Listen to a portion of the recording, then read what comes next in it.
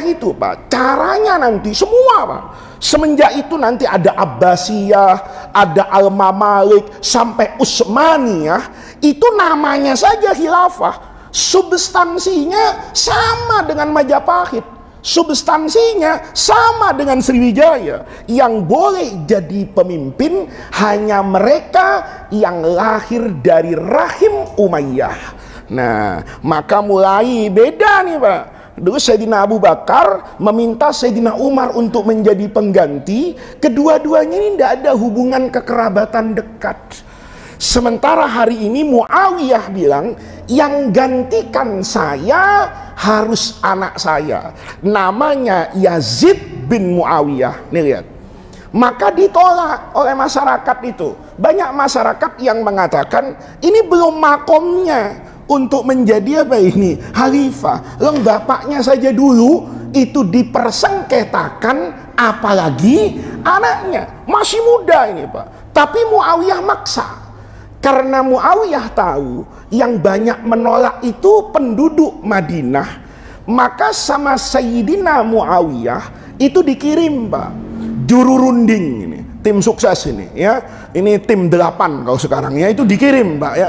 Dikirim yang paling hebat itu namanya Marwan bin Hakam. Ini adalah politisi, diplomat ulung dari Bani Umayyah. Disuruh berangkat Pak sama Muawiyah. Marwan tuh datang ke Madinah, pidato di Masjid Sa'adatul Muslimin. Nah, makanya tadi itu kata ketua masjid, hati-hati ya, ceramah Muslimin Pak di Masjid Nabi. Ceramah ini Marwan. Kata Marwan begini, saudara-saudara, mengapa saudara kok menolak pola pergantian raja ini, khalifah, yang akan dilakukan oleh Sayyidina Muawiyah? Muawiyah itu tidak mengerjakan bid'ah. Muawiyah itu mengerjakan sunnah, tradisi para sahabat. Ditanya sama orang Madinah, tradisi siapa? Tradisinya Abu Bakar, kata Marwan. Tradisinya Abu Bakar bagaimana? Sayyidina Abu Bakar dulu Pak, sebelum wafat itu punya ijtihad. Beliau itu ingin yang menggantikan itu Sayyidina Umar. Kata Sayyidina Abu Bakar, yang pas jadi pengganti saya itu adalah Umar. Maka sebelum Sayyidina Abu Bakar wafat, itu ngomong kemana-mana, tiap ketemu orang ya, ketemu ngomongnya sama ya, ketemu P3 ngomongnya sama, ketemu PDIP ngomongnya sama-sama ngomongnya. Ini kalau orang sekarang kan enggak, ngomongnya apa kenyataan lain, itu biasa politisi. Kalau Sayyidina Abu Bakar enggak. Kata saya itu tidak pernah menginginkan kecuali kebaikan buat umat Rasulullah. Saya itu tidak punya ambisi, saya itu cuma ingin umat ini selalu dalam kebaikan, dan saya tidak tenang kalau menghadap Allah mati. Saya belum tahu siapa yang akan memimpin kaum muslimin. Maka ditanya sama sahabat, apa yang ada dalam pikiranmu ya Khalifah Rasulullah? Apa yang ada dalam pikiranmu Sayyidina Abu Bakar? Kata Sayyidina Abu Bakar, saya ini tidak tenang mau mati kalau saya belum yakin bahwa pengganti saya adalah Umar bin Khattab. Apa kata orang Madinah? Pendapatmu yang paling benar. Kamu ndak ngomong, kami juga nanti pemilu akan berbondong-bondong mencoblos Umar bin Khattab. Lihat ya Pak. Kata siapa ini? Kata rakyatnya. Kata Abu Bakar, alhamdulillah, ternyata pendapat saya itu disetujui oleh kalian. Maka Sayyidina Abu Bakar nulis wasiat, nanti presiden setelah saya wafat itu adalah Umar bin Khattab, dan ini sudah diridhoi oleh semua masyarakat yang ada di kota Madinah. Maka hendaknya kalian semua mengikuti baiat sumpah setia kepada Umar, sebagaimana orang Madinah menginginkan pengganti saya adalah Umar bin Khattab. Maka wafat Umar langsung ya, nggak lagi disidangkan dulu di DPR, di MK, nggak ada itu ya, di Majelis Syuro nggak ada, sudah langsung. Ini yang jadi siapa ini? Sayyidina Umar bin Khattab. Lihat Pak, kata Muawiyah, yang saya buat ini kan sama.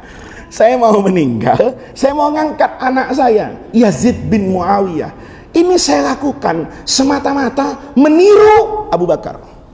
Siapa Pak yang membantah langsung tuh? Anaknya Sayyidina Abu Bakar, Abdurrahman bin Abi Bakrin itu langsung berdiri di Masjid Madinah. Kadzabta, bohong kamu.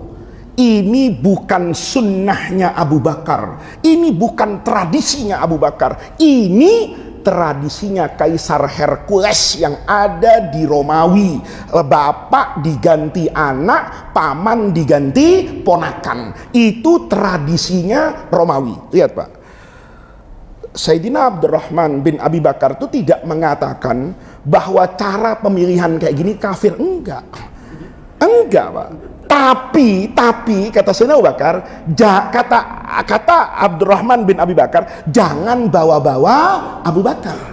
Anda mau bikin ini kayak kerajaan Romawi, caranya selama Anda menjadi raja yang adil, rakyat sejahtera, syariat Islam bisa dikerjakan, bentuknya apa saja tidak ada persoalan. Tapi Anda bawa-bawa Abu Bakar, itu yang saya permasalahkan.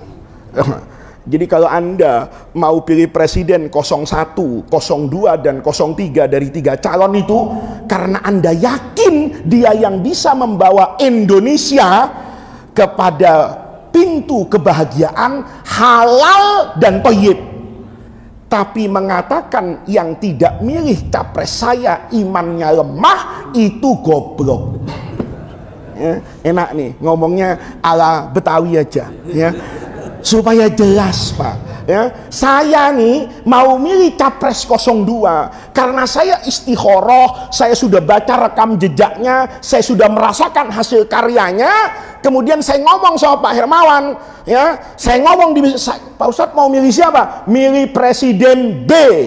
Kenapa? Karyanya halal Pak. Tapi kalau saya bilang kenapa milih presiden B? Karena ini perintah agama. Yang tidak milih presiden B kafir, fasik, lemah iman. Nah, itu yang tidak boleh Pak. Kenapa tidak boleh? Lihat dulu nih, orang tuh kalau mau berfatwa, mau ngomong agama, itu harus jelas dulu Pak. Ini benda ini apa? Baru kita hukumi. Kalau tidak jelas jangan ya. Kalau Bapak ditanya misalnya, Pak Ustadz, apa hukumnya makan daging kambing? Gampang, halal. Apa hukumnya makan ikan bandeng? Jawabannya singkat, halal. Ikan binatang yang enak, halal haramnya jelas. Tapi ada binatang yang kita tidak tahu ini halal apa haram. Apa contohnya? Anjing laut. Itu binatang ngerepotin kiai. Dibilang anjing di laut, dibilang ikan mukanya anjing. Ayo cari di Quran hadis, ada nggak hukumnya anjing laut? Nggak ada Pak. Hukumnya anjing haram. Kenapa haram? Karena dia punya taring Pak. Kulazina bin ini yang punya taring menggigit dan melukai itu hukumnya apa ini? Haram untuk dimakan. Itu nas Nabi. Jadi yang punya taring itu haram. Tapi yang hidupnya di air bukan cuma halal Pak. Bapak lihat sapi halal, syaratnya diapain? Sembelih. Kalau tidak disembelih atau sapi sakit mati, haram Bapak makan karena bangkai. Tapi ikan tuh nggak ada bangkainya Pak. Binatang air itu, binatang laut kata Rasulullah, itu al-hilu maitatuhu at-tahuru ma'uhu, airnya paling suci. Bapak kalau ngaji fikih Syafi'i, itu air kalau nggak sampai 2 kulah, hati-hati kalau kecampuran. Nih Bapak nih ada kolam misalnya ya, kolam nih kayak udah kolam jelas, airnya banyak. Bapak lempar anjing 2, jadi apa? Jadi apa? Ya air anjing lah. Nggak bisa Bapak pakai untuk mandi, nggak bisa Bapak pakai untuk wudu. Tapi kalau Bapak ke Ancol, Bapak buang bangkai anjing 1 kapal, 100 kontainer, air laut tetap suci. Itu istimewanya. At-tahuru ma'uhu. Bukan cuma itu. Al-hilu maitatuhu. Bangkai di laut itu halal. Kecuali bangkai kapal, ada yang punya.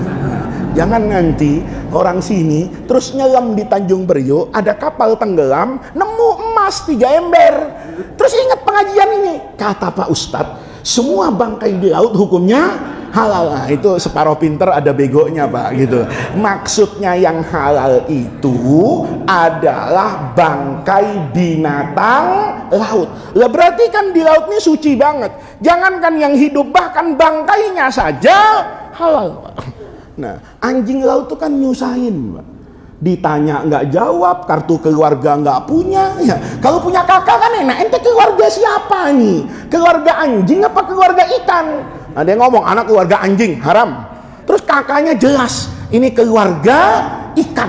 Maka hukumnya jadi karena Allah kan nggak pernah Pak mengharamkan sesuatu karena bentuk, mengharamkan sesuatu karena warna, mengharamkan sesuatu karena rasa. Apa khamr itu haram karena bentuknya benda cair? Enggak. Apa karena baunya, apa karena rasanya? Enggak. Oleh karena itu, kalau Anda mau berfatwa tentang anjing laut, itu enggak mudah. Anda harus tahu dulu, anjing laut ini anjing apa ikan? Nah, kan sama Pak.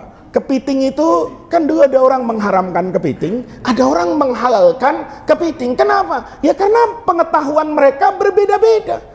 Ada orang mengatakan bahwa kepiting itu binatang yang hidup di dua alam. Dari kecil orang yang bilang mengatakan bahwa amfibi dua alam itu hukumnya haram. Maka dia tidak makan kepiting. Ada ustadz doyan kepiting Mbak. Tiap pengajian nanya mana kepiting, mana kepiting. Karena menurut ustadz ini kepiting itu tetap binatang air.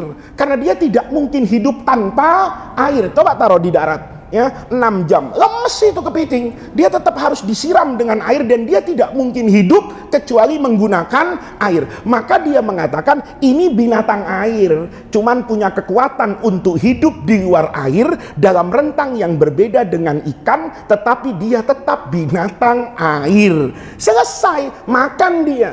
Lah Bapak enggak usah ribut. Kalau ngelihat ada orang makan kepiting, oh ini mazhab yang halal.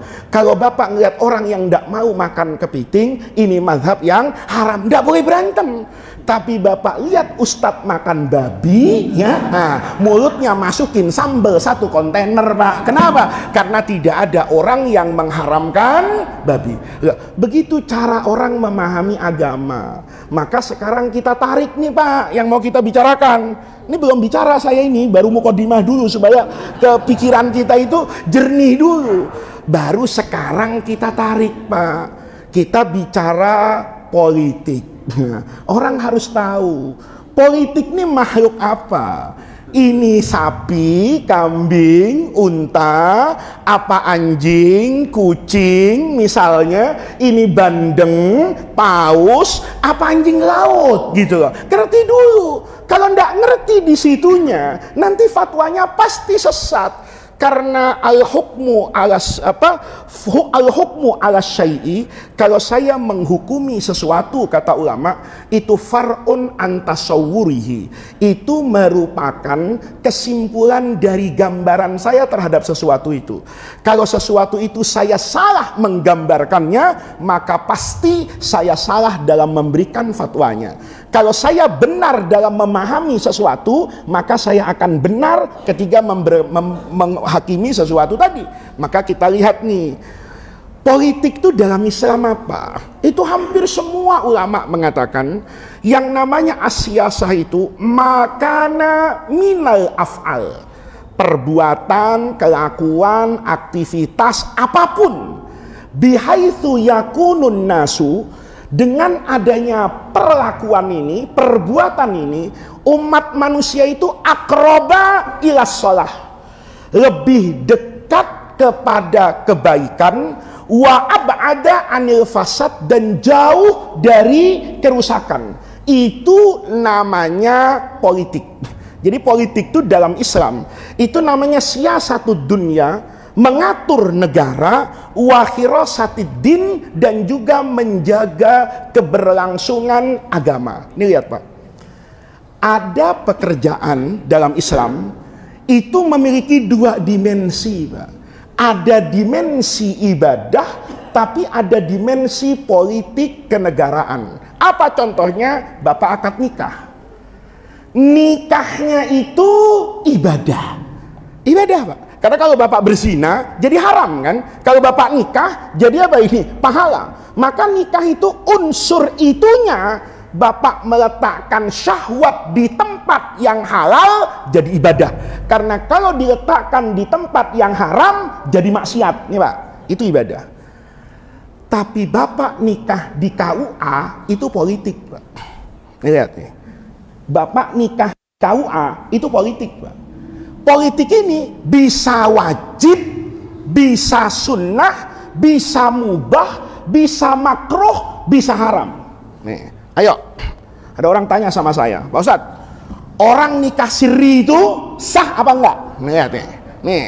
Jawaban kiai itu saya 90% bilang sah, Pak. Tahu nikah siri memenuhi syarat agama. Kalau ngaji itu arkanun nikahi khamsatun, itu semua buku fikih Pak. Ya, enggak ada buku fikih bilang arkanun nikahi sittatun, enggak ada. Semuanya khamsatun. Calon pengantin laki, calon pengantin perempuan, walinya perempuan, 2 orang saksi, kemudian sighah ijab qabul. Ada 5 ini nikahnya sah. Saya bilang kurang. Ada orang protes sama saya. Apa itu? Catat di KUA. Nanya orang itu, mana dalilnya? Nabi nggak ada itu waktu nikahan manggil KUA. Saya bilang ini orang namanya nggak ngerti agama. Dulu zaman Nabi, orang nikah itu semadinah Pak.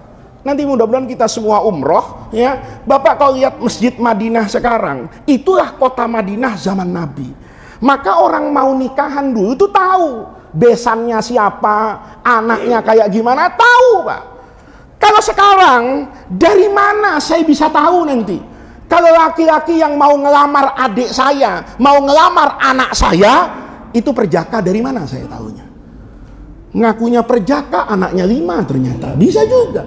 Ada yang lebih parah, ngaku bujang tua, cucunya 4 Pak. Ngakunya apa ini? Bujangan anak istiqomah jomblo ini, udah 50 tahun nggak dapet jodoh. Begitu ngelihat kamu, feeling saya mengatakan kamulah jodohku. Kata yang gadis 25 tahun udah nggak apa-apa lah, nikah sama apa ini? Sama yang 50, kelapa makin tua santannya mantep ini. Kan begitu kan? Nikah dia. Ngakunya jomblo, bujangan. Ternyata dari mana saya bisa tahu Pak? Ketika anak perempuan kan banyak tuh suka-suka itu, asal Ustadz datang, Ustadz suruh nikahkan.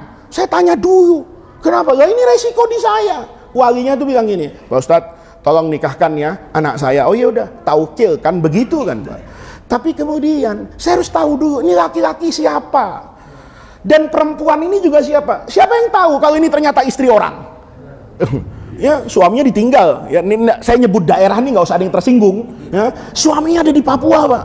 Ya kan, nggak pernah tahu kita kalau perempuan itu waktu kerja ke Papua itu apa itu nikah.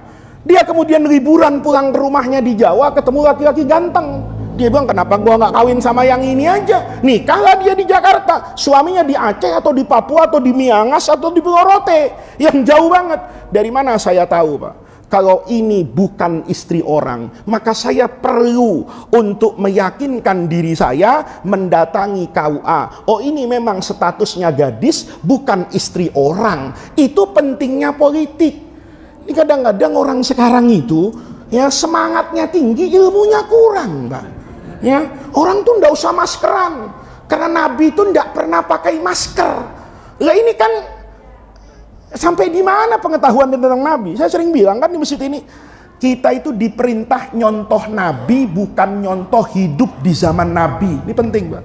Saya itu diperintah untuk niru Nabi, bukan niru hidup di zaman Nabi. Yang ditiru itu bukan zaman Nabi, tapi nabinya. Saya sering bilang kan, Nabi misalnya waktu perang itu pakai baju perang Pak. Dir'un namanya, baju dari apa itu? Besi.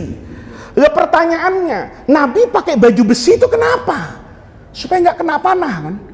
Ada sahabat yang bilang, Nabi jangan takut sama panah, takut sama Allah, takut sama panah itu musyrik. Lah kalau begitu, kenapa Bapak tidur sama istrinya? Kenapa nggak tidur di Ragunan aja di kandang macan? Jangan takut Pak Hermawan sama macan, takut itu hanya kepada Allah ya Pak. Bapak umroh tuh naik pesawat. Nabi kan umroh, kenapa Bapak umroh naik pesawat? Jawabannya karena niru. Itu dulu dari Madinah ke Mekah naik unta. Pertanyaannya, Nabi itu naik unta karena untanya, apa unta itu kendaraan? Ayo, seandainya zaman itu sudah ada Innova, kira-kira Nabi dari Mekah naik Innova apa naik unta? Ayo kita pikir baik-baik lah. Kita pikir baik-baik. Naik apa, Pak? Iya, naik Innova. Berarti unta itu tidak boleh diartikan unta. Tapi unta itu diartikan kendaraan yang paling bagus di zaman Nabi, yang paling handal namanya unta. Karena saya disuruh niru Nabi, maka saya umroh naik pesawat. Karena pesawat itu transportasi yang paling hebat. Kalau saya disuruh umroh kayak zaman Nabi, naik unta. Minimal naik bis atapnya dibuka, Pak. Itu minimal, karena Nabi pakai unta kan kepanasan. Bapak naik bis kan ada atapnya. Oh, tidak sesuai dengan zaman Nabi nih. Kalau gitu AC-nya matikan, bisnya suruh copot kapnya, Pak. Kenapa? Saya ingin umroh seperti zaman Nabi. Insya Allah tidak ada yang mau ngajak Bapak sebagai jamaah umroh. Paham, Pak? Ya, itu namanya kita itu disuruh mengikuti Nabi. Kenapa saya mengatakan nikah itu harus dicatat? Karena saya niru Nabi, Pak. Nabi nikah itu nggak nyuruh nyatet, Pak, zaman Nabi. Kenapa? Orang nikah segitu di situ-situ aja. Tapi ada akad lain yang Nabi nyuruh nyatet. Apa itu? Hutang piutang. Lihat, ada satu ayat paling panjang di Quran, Pak, selembar. Di surah Al-Baqarah tuh sebelum terakhir, Bapak buka Quran cetakan manapun, ayat yang sebelum Bapak baca kalau tahlilan itu, amanar rasulu bima unzila itu, sebelumnya itu ayat tentang mudayanah. Itu satu lembar Quran, satu ayat. Itu kalau dipindah ke juz amma bisa 5 surah, Pak. Itu kalau kulhu ditumpuk di situ, itu bisa nulis sampai 4 kulhu, itu satu ayat. Ya ayyuhalladzina amanu idza tadayantum bidainin ila ajalin musamma faktubuhu. Kata Nabi, kalau kamu hutang piutang uang, faktubuhu wal yashhad, suruh ada saksinya 2. Kenapa?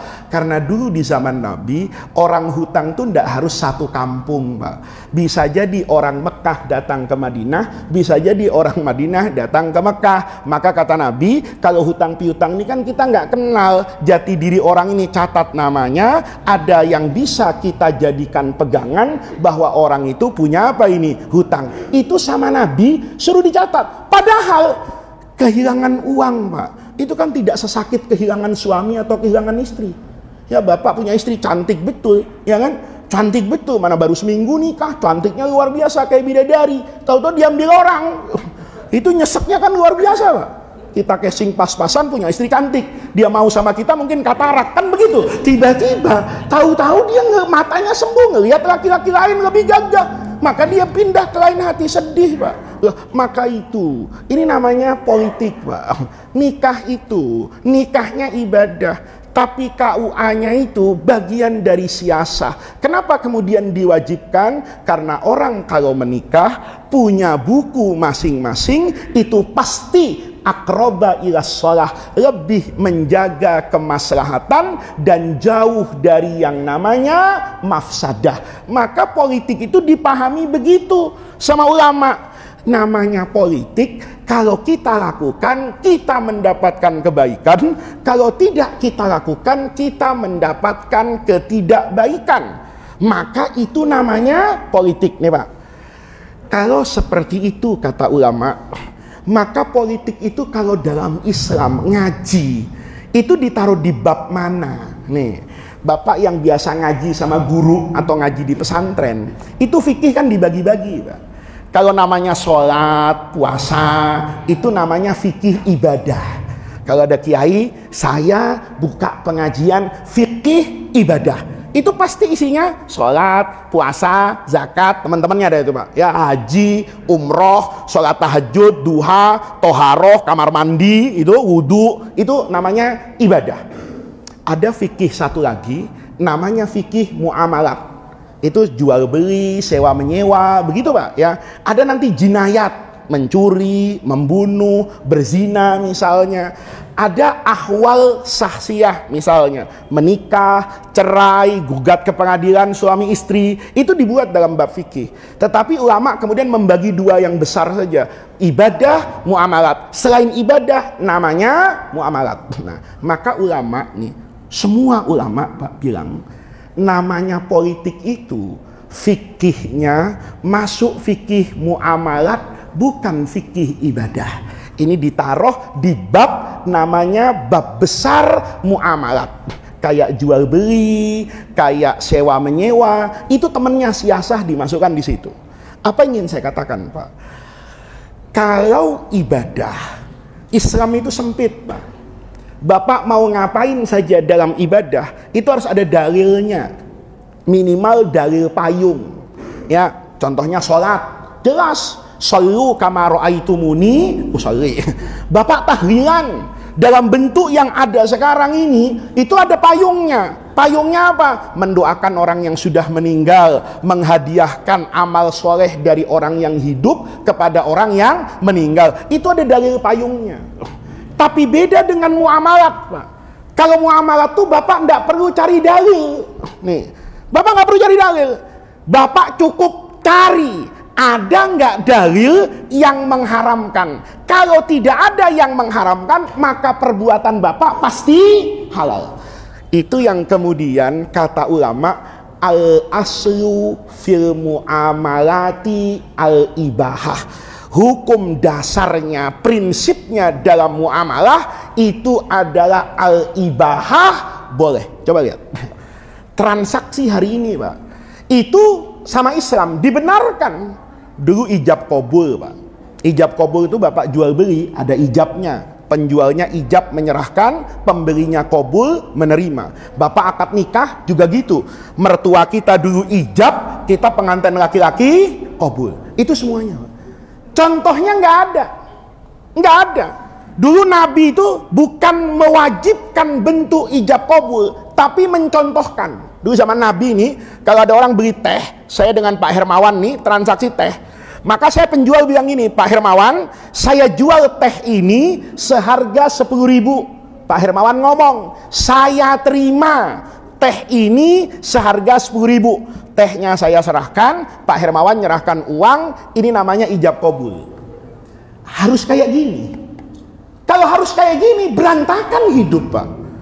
Terus Bapak belanja ke supermarket sama istrinya, belanja bulanan, ya, Indomie 100 bungkus, ya kan, ya, kopi, teh, gula, terus ngomong sama kasirnya, Mbak, maaf Mbak ya, Mbak, saya ajarkan transaksi yang Islami seperti diajarkan Rasulullah Shallallahu Alaihi Wasallam. Kata kasirnya, maksudnya gimana Pak? Begini, Indomie ini Mbak ambil satu dulu, ya.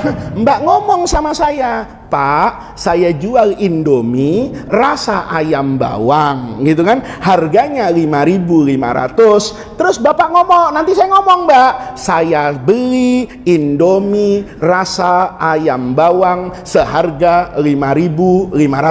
Mbak masukkan ke kantong, saya serahkan uangnya. Nanti ambil lagi Indomie satu lagi, rasa kari ayam, harganya 5.600. Begitu terus. Yakin Pak, pulang benjol para bapak ya, dilempar sama orang belakang pakai kaleng susu. Kenapa? Kelamaan. Paham Pak? Sekarang nggak perlu kayak gitu. Begitu Indomie di-scan, tahu harganya 5.500, Bapak diam, dimasukkan. Itu sah menurut apa itu? Islam. Akad nikah, kalau harus ketemu, banyak orang yang nggak nikah Pak. Calon suaminya di Inggris, istrinya lagi S2, sekolah di Amerika, mertuanya di Jasinga, ya kan? Mertuanya di Bogor misalnya. Terus saksinya satu di Medan, saksinya satu di Gorontalo, iya kan? Bisa nggak akad nikah? Bisa. Kenapa? Pakai video hari ini. Islam nggak ngatur itu. Pokoknya tes bener nggak? Oke, pakai Zoom. Nah, nih. Maka Bapak ada kesempatan jadi ulama, Pak. Karena dalam buku-buku fikih itu belum pernah ada akad nikah pakai Zoom. Nah, Bapak-bapak secara fikih bisa sah, bisa nggak sah? Terus saya tanya, saya yang mau nikahin nih, misalnya penghulunya, kata Pak, ini orangnya pisah semua Pak, nggak ada. Oh ya udah, saya dari kantor KUA lagi, ya kan? Pakai Zoom saya makan pisang goreng. Ini sah nggak? Bisa sah Pak. Tes. Pengantin laki-laki ada di mana? Di London. Apa kabar? Sehat? Bener kamu di London? Diliatin Pak, bener nih rumahnya. Oh iya, kelihatan di London. Oh iya, ada tukang burger macam-macam. Yakin saya. Oh ini di London. Kalau saya tes, kamu di mana sekarang? Di London. Yang benar, coba keluar ke rumahnya. keluar dari rumahnya ada lapak nasi uduk, lontong sayur. Kira-kira sah nggak Pak? Nggak sah. London mana ini? Makassar ini, Halim kan begitu kan? Kenapa? Lontong sayur, nasi uduk, pakai lapak, ada mama lagi di situ. Paham Pak? Tapi kalau saya yakin ini London loh, itu Big Ben, lihat jam itu. Ini, oh iya taksinya hitam. Oh iya benar kamu di London. Oke, saya cek satunya lagi. Ada di mana? Di Bogor, ya kan? Begitu dia, oh iya benar ada Gunung Salak di belakang rumahnya. Yakin nggak saya kalau dia di Bogor? Yakin. Oke, siap semua ya. Yang di Amerika gimana? Semua siap? Oke, kita tes. Kedengeran suara saya? Kedengeran. Ayo, calon mertua nih, mertua, akan tuh. Laki-laki yang di Inggris ngomong dari Medan, ya kan? Angkah tuka, wazawajtuka ibnati, anak perempuan saya begini-begini. Dia jawab, kobil tuh. Nih, makanya kalau mau nikah kayak gitu Pak, cek dulu. Cek apa? Pertama kuota internet. Ya. Begitu angkah tuka, muter Pak. Ini kenapa ini? Ya Allah, pulsa saya, kuota saya, habis. Ya. Mana cari duit kagak ada, ngorek-ngorek dulu di baju bininya, masih ada kagak ya sisanya nih kan. Ngorek-ngorek sejam ketemu dapat duit 200.000, berangkat lagi ke tukang apa ini, pulsa. Sah nggak akad nikahnya? Nggak sah. Kenapa? Majelisnya putus, tidak mutasil. Sederhana Pak, itu namanya bab muamalah. Makanya Islam itu lentur. Al aslu fil muamalat itu al ibahah. Halal haramnya kapan? Gini loh Pak, nih mubah itu hukum dasar Pak, prakteknya nggak ada. Prakteknya nggak ada. Ayo, saya semalam tidur Pak. Kalau ngaji usul fikih, tidur itu hukumnya mubah, boleh tidur, boleh nggak tidur. Tapi kalau saya nggak tidur, ini suara saya udah serak Pak, nggak tidur tambah serak. Kalau tambah serak, saya nggak ngaji ke sini. Udah bulan kemarin nggak ngaji, ya kan? Udah masak nasi uduk katanya, ya kan? Sekarang nggak ngaji lagi, tadi semur ada di belakang. Waduh, ini dosa saya banyak Pak. Maka malam tadi saya tidur hukumnya wajib. Wajib untuk apa? Untuk menggembirakan hati Bapak. Wajib untuk orang mendapatkan ilmu. Itu namanya politik. Hukum dasarnya tetap mubah. Tapi tidur itu bisa wajib buat saya, bisa haram buat Hansip Pak. Hansip disuruh sis kamling, jaga kampung ya. Dia bilang, kan tidur itu hukum asalnya mubah. Gue kok nggak tidur sakit, menjaga kesehatan wajib tidur. Salah dia. Kenapa dia tidur salah? Karena dia punya kewajiban jaga. Bapak nih udah tahu kontrakan mau ditagih besok. Terus Bapak tidur, dibangun bangun bang, ada yang punya rumah bang. Apa hukumnya tidur di sini? Haram, karena Bapak mau ngemplang kontrakan, ya nih Pak. Jadi sederhana aja. Ada yang wajib itu, ada hukumnya mubah, tapi nanti jadi wajib. Ada mubah nanti jadi sunnah. Saya ini kalau nggak tidur, ya tetap kok bisa ngaji. Maka saya tidur hukumnya apa? Sunnah saja untuk menjaga kesehatan. Tapi saya nggak tidur, tetap ngaji. Ya nggak apa-apa. Gitu loh. Itu namanya sunnah. Bisa jadi makruh, bisa jadi haram. Ini kalau ditagih hutang, tidur. Giliran yang nagih pergi, begadang. Nah ini, yang kayak gini hukumnya apa? Gak kayak gitu Pak. Nah, maka politik itu Pak, begitu dimasukkan secara konsisten oleh fuqaha, itu al-ibahah. Maka ulama mengatakan bentuk negara itu dalam Islam boleh apa saja. Mau presiden, mau raja, mau sultan, mau kaisar, itu nggak ada masalah. Maka Bapak kalau bicara Islam luas Pak. Apa hukumnya ngangkat RT? RT itu dibahas Pak dalam fikih. Cuman Bapak nggak pernah kan nemu di Fathul Qorib babu RT, nggak pernah. Tapi RT ini untuk apa? Untuk kemaslahatan. Sehingga pemerintah itu bisa menertibkan masyarakat dari yang paling bawah sampai yang paling atas. Presiden punya program ini kan harus disampaikan. Kan tidak mungkin. Terus Pak Mahfud MD keliling dari masjid ke masjid. Ya minta pensiun dia jadi menteri. Kenapa? Ya nggak punya waktu lagi, cuman ngomong aja. Maka didelegasikan. Perintah besar dari presiden boleh jadi sampai ke RT. Siapa yang berjasa mensosialisasikan? RT. Yang tanggung jawab RT bagi-bagi bansos, ya kan? Ya, bansos yang bagi-bagi siapa? RT. Mana berasnya jelek yang diomelin RT. Padahal RT cuma nerima doang. Ya gua disuruh bagi beras. RT ini dasar negara nggak sayang sama rakyatnya. Kata RT, gue juga rakyat, gue juga susah ini, diomelin ya Pak. Nah, yang kayak begini, RT itu hukumnya apa? Harus. Kenapa? Mendatangkan kemaslahatan. Ada RT jadi orang tahu, ini bukan orang kampung sini. Kok mondar mandir ya, rumahnya ramai, jangan-jangan jualan narkoba. Siapa yang menangkap? RT. Maka RT hati-hati Pak. Kalau ada gembong narkoba di kampungnya, diem aja, itu nanti susah masuk surga RT itu. Ya. RT itu susah. Ada anak yatim kelaparan itu, RT susah. Walaupun janda muda kelaparan kayaknya udah diurus sama RT kan gitu kan. Tapi kalau sampai ada anak yatim Pak, nanti lapar, itu RT tanggung jawab. Nah, yang kayak gini nih namanya bagian dari muamalah. Mau bentuknya RT, mau bentuknya tanpa RT, terserah kata Islam. Yang penting ini bisa menunjukkan kepada kesejahteraan masyarakat. Itu bentuk negara. Jadi nggak ada Islam tuh harus khilafah, nggak ada. Islam setuju nggak dengan demokrasi? Setuju. Asal demokrasinya yang benar. Nabi itu ngajarkan demokrasi loh Pak. Di perang Uhud itu, Rasulullah itu maunya kan di dalam kota.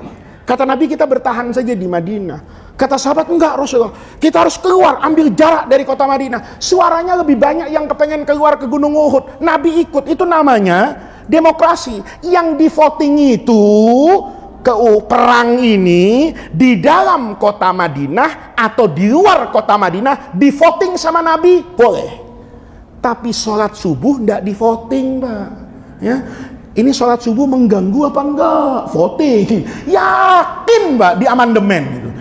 Sholat subuh mengganggu, kita semua mau ke kantor, antri begini-begini. Maka umat Islam Indonesia berdasarkan suara terbanyak yang diputuskan oleh Majelis Permusyawaratan Sholat Subuh, ya kan? Memutuskan mulai besok pagi sholat subuh diundur jam 8. Ini bener nggak? Enggak. Realitanya ada nggak? Nggak ada. Demokrasi itu kan cuma urusan kemaslahatan Pak. Nggak ada negara demokrasi itu terus memvoting sholat subuh tuh nggak ada. Maka orang jangan demokrasi itu nggak bener. Masa kekuasaan ada di tangan suara yang terbanyak? Nanti kalau suara terbanyak memutuskan nggak sholat subuh, gimana? Pertanyaannya, ada nggak orang mempraktekkan demokrasi kemudian memvoting sholat subuh? Nggak ada. Jadi demokrasi itu bisa benar, bisa salah. Khilafah itu bisa adil, bisa zalim. Ayo, yang menyiksa Imam Abu Hanifah itu presiden apa khalifah Pak? Yang menyiksa Imam Malik itu raja apa khalifah Pak? Semuanya bergelar khalifah Pak. Yang mencambuk Imam Ahmad hampir mati itu khalifah Pak. Namanya keren-keren, Mutawakkil, Mu'tasim, Billah, semua itu. Dia dicambuk Pak. Imam Ahmad tuh, yang kalau dicambuk itu sama sapi, kata tukang cambuknya, mati nih sapi. Itu dicambuk Imam Ahmad itu sampai cacat Pak punggungnya. Itu yang nyambuk atas nama siapa? Khalifah, bukan presiden, bukan Golkar, bukan Demokrat Pak. Ayo, artinya apa? Sistem itu bagus Pak kalau orangnya bagus. Maka agama ndak lihat mau demokrasi mau apa, yang penting akrab ilas shalah, maslahat, masjid penuh kayak kita nih. Ya, kita ini Pak bukan khilafah Pak. Kita ini nggak pernah menulis dalam konstitusi itu Islam. Tapi Bapak boleh cek deh di banyak negara, pengajian subuh itu yang paling hidup di Indonesia. Ayo, ya Bapak pernah umroh kan? Ada pengajian subuh di Masjid Nabawi kayak begini nih? Nggak ada. Pengajian subuh di Indonesia, masya Allah, ada subuh gabungan, ada tingkat RT, tingkat ini, macam-macam. Ada DMI, ada DKM, ada macam-macam. Hidup Pak. Yang ngaji bebas. Ayo coba di Saudi, di Mesir, ya ngaji ndak izin sama pemerintah, ditangkap. Ayo bikin pengajian lebih dari jam 10 malam, dibubarin. Di Indonesia ini, masya Allah, sampai jam 3 pagi maulid ndak apa-apa, ya paling nyesel doang, nasi keburinya jadi rengginang itu doang, ya kan, nutup jalan apa bebas, ya syukuri Pak. Kenapa? Itu namanya politik. Jadi politik itu ibahah aslinya. Nanti Bapak lihat nih, ini jangan bab politik itu dibawa ke akidah. Kalau akidah itu urusan iman. Kalau politik itu urusan ijtihad, subjektivitas masing-masing orang. Pak Hermawan ngelihat Pak Anies bagus, pilih. Wajib kalau dia merasa ini yang bisa membawa Indonesia kepada apa ini? Kebahagiaan dunia akhirat, Pak Anies dengan Gus Muhaimin. Pilih. Ganti batiknya besok, jangan merah, ya kan? Nah, misalnya. Bapak yang satu enggak, oh enggak. Yang bisa membawa ini Pak Prabowo. Ini sudah terlatih sebagai capres. Belum pernah menang tapi kan gitu. Terus Bapak bilang, misalnya sah saja di hadapan Allah. Saya mau coblos Pak Prabowo. Kenapa? Kasihan gitu. Kenapa kasihan? Nyalon dari dulu nggak pernah jadi. Terus semalam saya ngaji, kata Kiai, irhamu man fil ardi yarhamkum man fis sama. Suka kasih belas kasihan sama orang, nanti Allah ngasihani. Jangan-jangan nih Pak Hermawan aja contohnya, nggak dosa kalau beliau ini. Pak Hermawan ngomong, saya ini kepengen naik pangkat, kok pangkat saya nggak naik-naik ya? Jangan-jangan karena saya nggak sayang sama Pak Prabowo. Saya pilih Pak Prabowo, mudah-mudahan Pak Prabowo jadi presiden. Karena Pak Prabowo saya angkat jadi presiden, nanti Allah sayang sama saya, Pak Hermawan diangkat jadi komisaris utama Angkasa Pura misalnya. Nggak apa-apa kan Pak? Oh Bapak lihat, oh kayaknya ini Ganjar lah. Kenapa? Rambutnya udah sama ustadz saya ini, putih-putih. Nah, itu kayaknya putih, kebanyakan mikir masyarakat Jawa Tengah misalnya. Yakin karena itu pilih. Nggak usah di masjid tuh bilang, yang nggak milih ini Islamnya nggak bener, nggak mau jihad fisabilillah. Jihad yang mana? Oh akhirnya semuanya sama. Saya kan dari dulu ngomong begitu kan di masjid ini, cuma orang masjid ini nggak percaya Pak. Nggak percaya, wasih aja. Ini calon Islam, ini bela Islam. Percaya Pak, semua cuma bela kekuasaan. Kalau Bapak mau jihad tuh bukan 2024, 2034 nanti Pak. Anak-anak Bapak suruh sekolah yang benar, anak-anak Bapak akhlaknya yang benar, baca Qurannya yang benar, bapaknya juga yang benar. Ya, makan bakwan 5 bilang 5 gitu loh. Lah kita kadang-kadang ngelihat orang Pak Haji ribut sama tukang gorengan.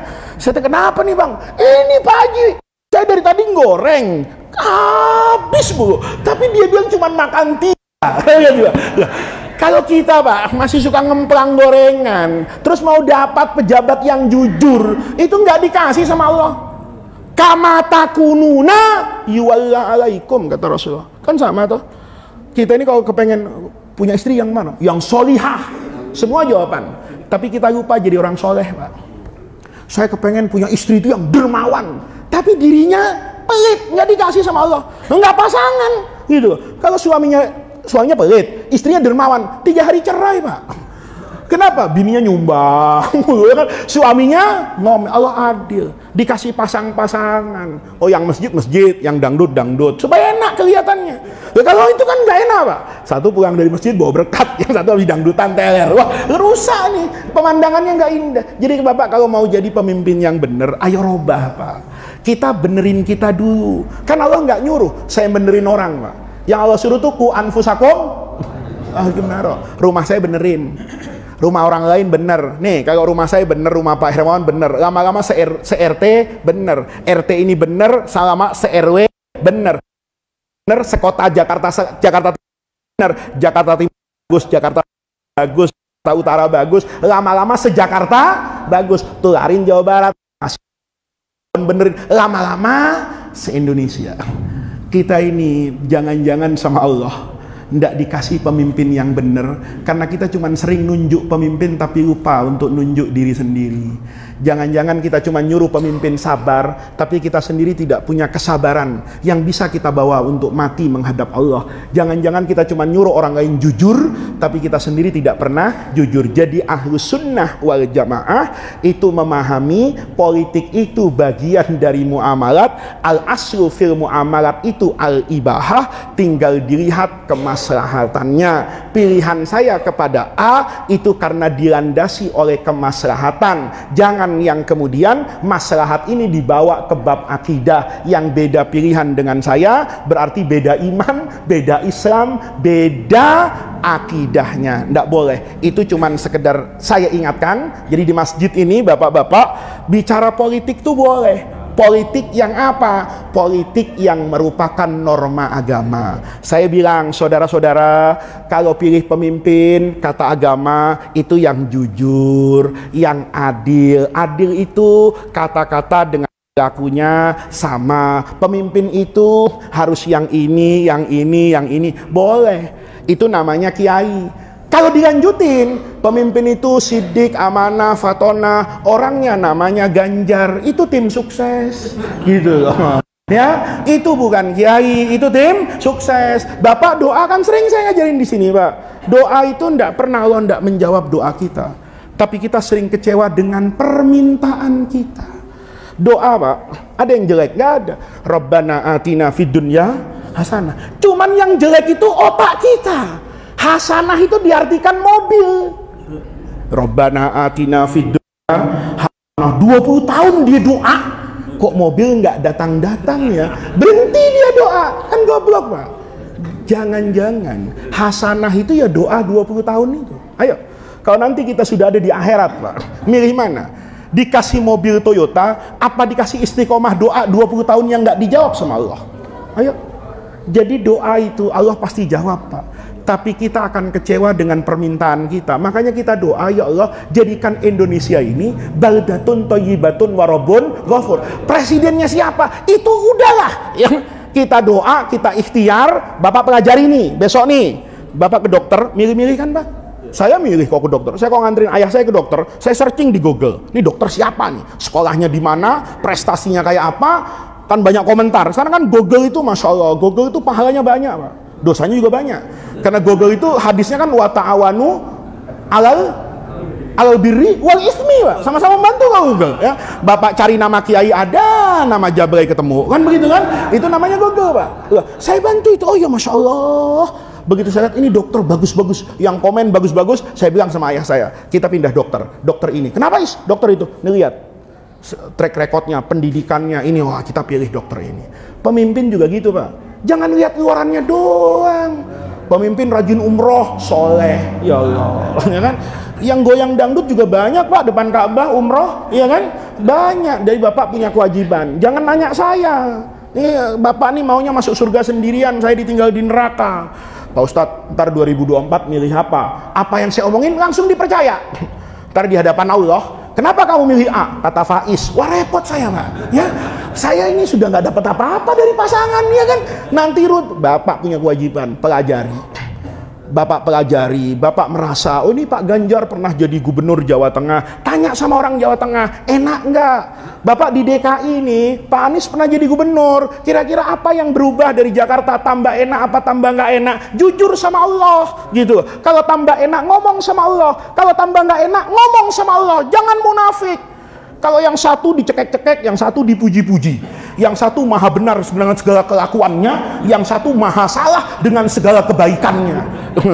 Lah itu, berani kritik Ganjar, berani kritik Pak Anies, berani kritik Prabowo. Itu enaknya saya, karena nggak pernah foto sama yang tiga itu, Pak. Ya, nggak pernah dapat air dari mereka, nggak pernah dapat apa-apa. Maka suara saya galak. Mau suara saya nggak galak? Deketin, ya kan? Kasih ini loh. Jadi kalau nanti Bapak ya bukan ngajarin suzon, Pak. Kalau ada yang lemes-lemes tuh hati-hati, Pak. Ya, ada orang yang pokoknya Pak Anies bener terus, Ganjar bener terus, Prabowo bener terus. Hati-hati, Pak. Nggak ada manusia yang bener terus, Pak. Imam Syafi'i aja punya mazhab qadim, punya mazhab jadid. Itu Imam Syafi'i. Imam Malik tuh ngoreksi dengan pendapatnya. Kita ini enggak. Kalau sudah cinta, subhanallah, tidak ada pemimpin sesoleh si A, tidak ada pemimpin sebaik si B. Semua aibnya dicari logika pembenarannya. Orang tuh kata guru saya, kalau alim salah ngaku, kalau orang bodoh salah berfilsafat. Nih, ayo jujur sekarang. Kalau sudah punya calon, Pak, Masya Allah, Bapak jadi pengacaranya. Ini begini, oh enggak begitu, dia itu maunya begini, jelas salah, dibela. Itu nanti, Pak, ya, tulisan Bapak di WhatsApp tuh, ada loh di akhirat, Pak. Dan Bapak harus ingat loh, Allah itu Ghafurur Rahim. Bapak salah punya apapun, selama nggak musyrik kepada Allah, istighfar diampuni. Tapi Google, YouTube, Instagram itu nggak mengampuni dosa Bapak. Sekali ada di situ ila yaumil qiyamah nggak kehapus, Pak. Hati-hati. Maka ini ya guidance, nanti bulan depan kita ngaji ya ketua masjid ya. Ini karena tadi dengar-dengar politik tuh supaya tahu gitu ya. Supaya udahlah, masa dari 2014 nggak pernah kita itu ngambil ibroh. Dulu kan kita begitu kan, Pak. Yang satu partai malaikat, yang satu partai setan. Kan ternyata kedua-duanya bukan malaikat dan kedua-duanya bukan setan. Tapi sekarang tenang, diulangi lagi, Pak. Nggak ada minta maafnya itu. Ya, kiai yang sudah kadung fanatik, Habib yang sudah kadung fanatik pernah minta maaf sama rakyat atas arahannya mendukung si A dan mendukung si B. Ayo, saya bukan ngajarin Bapak berani sama ulama, enggak. Cuma saya ngasih warning sama ulamanya. Ya, nggak apa-apa kalau saya ngomong, kan sama-sama kiai, nggak kualat gitu loh. Nah, kalau Bapak yang ngomong kan nanti kualat tuh. Nah, kalau saya kan enggak, sama saya ngomong kayak gitu supaya kita ke depan itu produktif, ngajinya bener. Jangan sampai, Pak, lebih sering menyuarakan capres tapi ditanya aksamul miyah, air dalam Islam nggak tahu. Tohirun mutohirun itu apa? Syarat rukunnya sholat lupa, tapi nama capres tertanam di dalam sanubari. Sampai ngigonya nama capres, Pak. Masya Allah. Ini yang bisa saya sampaikan. Jadi kita di masjid ini kita ajarkan itu pada norma Islam. Pilih pemimpin yang baik. Yang baik itu siapa? Beda-beda. Ya, beda-beda. Kalau sudah beda-beda di masjid jangan bicara itu.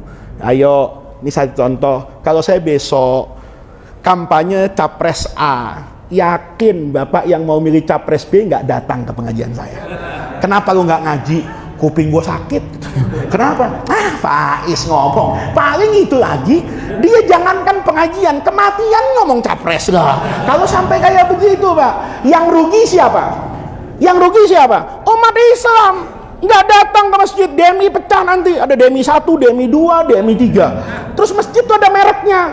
Ini masjid Anies, itu masjid Ganjar, ini masjid Prabowo. Masjid ini baitun min buyutillah. Kalau sudah ngomong nyebut nama, bikin acara, Pak, di rumahnya sendiri. Ya, di rumahnya sendiri kumpulin. Ketua masjid boleh nggak? Boleh, asal di rumahnya. Tapi mimbar masjid itu jangan, Pak, jangan pakai untuk memvonis orang. Ini yang terakhir, Pak, mumpung saya ingat nih, saya kalau beginian tuh, Pak, keselnya tuh udah sampai dengkul. Ya, kalau pakai mic. Dulu sahabat Mu'adz bin Jabal, Sahih Bukhari, Pak.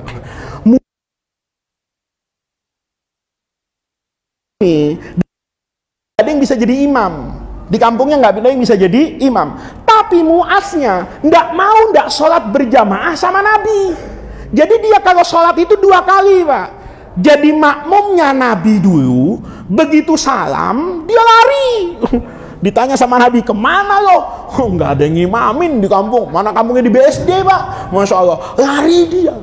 Satu ketika Mu'adz tuh sholat isya jamaah sama Nabi, enak betul. Masuk dalam hatinya bacaan Nabi itu. Karena enak, diulangi di kampungnya, Pak. Ya, jadi sholat isya nih dia sama Nabi nih. Nabi sholat isyanya panjang bener. Ditiru sama Mu'adz. Pulang sampai BSD, baca Al-Baqarah rakaat pertama, Pak. Makmum di belakang ini, supir belubet, Pak. Targetnya belum, Pak. Gua ngaksi dari pagi, ya Allah, argo masih 200.000 nih. Kata belubet, masih kurang 600 ini untuk dianggap target 750.000. Mana belum bensin, belum makan gua. Ini bagaimana Al-Baqarah? Mana udah jam 9:30 malam, Pak. Lihat nih. Makanya makmum tuh nggak ada syaratnya, Pak. Tapi imam itu banyak kriterianya. Dia main Al-Baqarah aja. Kata makmum, amblas argo gua katanya. Maka dia ngapain, Pak? Mufarokoh, mundur dia. Langsung ruku, sujud, ngebut nih 4 rakaat, salam, kabur, Pak. Kalau sekarang ada yang moto, Pak. Ya, mungkin DKM di belakang, dicek, ya Allah, diajak sholat kabur munafik loh. Lihat nih, sering nggak kita gitu menghakimi dan menghukumi orang dari apa yang kita lihat dan apa yang kita dengar tanpa kita pernah tahu kenapa orang itu melakukan itu. Diviralkan, Pak. Diaduin lagi ke saya imamnya nih yang nggak bener nih, Pak. Tahu nggak Pak Ustadz tadi? Dia tuh mufarokoh, Pak Ustadz, nggak mau dia berjamaah. Mu'adznya ngomong, Pak, munafik dia. Diajak sholat kabur PKI. Ya. Kalau orang Islam diajak sholat seneng, yang takut sama Al-Baqarah PKI. Namanya orang Pak, diaduin lagi nih ke supir taksi. Lo katanya PKI lo. Kata siapa? Kata Mu'az. Ya Mu'az kok bisa begitu? Nggak terima dia. Ngomong ke Rasulullah, ya Rasulullah, kemarin itu muridmu tuh Rasulullah, Mu'az bin Jabal, rakaat pertama ngegas Al-Baqarah. Bagus kata Nabi, bagus ya Rasulullah, tapi argo ini ya, saya di rumah belum ngasih makan anak istri saya. Terus ngapain kamu? Ya saya mau mufarokoh ya Rasulullah. Mufarokoh, saya cepat-cepat supaya saya bisa cari uang, besok pagi istri saya bisa belanja, kata Nabi. Ya bagus, enggak apa-apa. Masalah tapi Nabi, saya dikatakan di depan orang banyak oleh Mu'az kalau saya itu orang munafik karena saya keluar dari shaf berjamaah. Siapa yang dimarahin sama Nabi? Mu'az, dipanggil. Afattanun anta ya Mu'az. Kamu mau ngerusak masjid Mu'az. Kamu mau buat fitnah kerusakan. Jangan sampai nanti orang tidak mau berjamaah ke masjid Sa'adatul Muslimin karena imamnya rakaat pertama selalu baca Al-Baqarah. Ayo, Bapak mohon maaf sama dengan saya Pak. Terawih ditandain nggak masjidnya? Ditandain.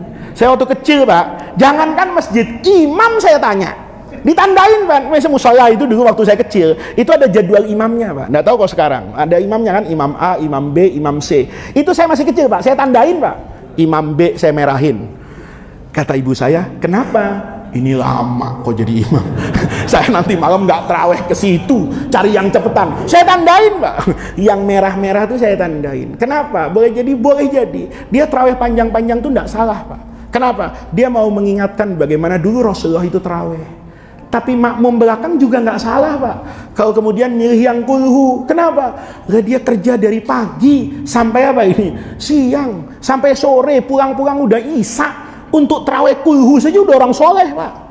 Ya, kalau nggak soleh, udahlah terawih hukumnya sunnah, ya kan? Nggak terawih juga nggak apa-apa, gua kerja capek. Masa Pak? Ada orang yang sudah capek-capek dari pagi mencari nafkah untuk anak istrinya makan rezeki yang halal, kemudian terawih di Masjid Sa'adatul Muslimin sudah 30 menit, ya, mazhab al-hakumut takasur dengan kulhu, keluar masjid, Bapak bilang dasar munafik, terawihnya kulhu, gua dong kayak Nabi, rokaat pertama Al-Baqarah, rokaat kedua ya nggak apa-apa, Anda sehat, Anda kaya, Anda punya Alfamart 100, ya kan, Anda tidurnya pules, malah kalau terawihnya kulhu salah gitu loh Pak. Nah, kalau kayak gini kan adem ya, bapak-bapak, kita terus ngaji, jaga persatuan ya. Agama Islam itu tidak pernah meminta persamaan. Agama Islam itu membolehkan adanya perbedaan, tetapi yang dijaga oleh agama Islam adalah uhuwah, rasa persaudaraan. Mudah-mudahan Allah jaga kita semua, Allah berikan kita taufik dan hidayah, Allah jaga masjid kita, Allah naungi kita semua dengan rahmatnya, Allah jadikan jam'ana hadza jam'an marhuma wa tafarruqana mim ba'dihi tafarruqan maksuma. Mudah-mudahan Allah subhanahu wa ta'ala senantiasa meneguhkan keimanan, keislaman serta keihsanan kita semua. Rabbana atina min ladunka rahmah wa hayyi lana min amrina rasyada. Allahumma la tahrimna khaira ma indaka li syarri ma indana. Kurang lebihnya saya mohon maaf. Wallahu muwaffiq ila aqwamit thariq. Wassalamu alaikum warahmatullahi wabarakatuh.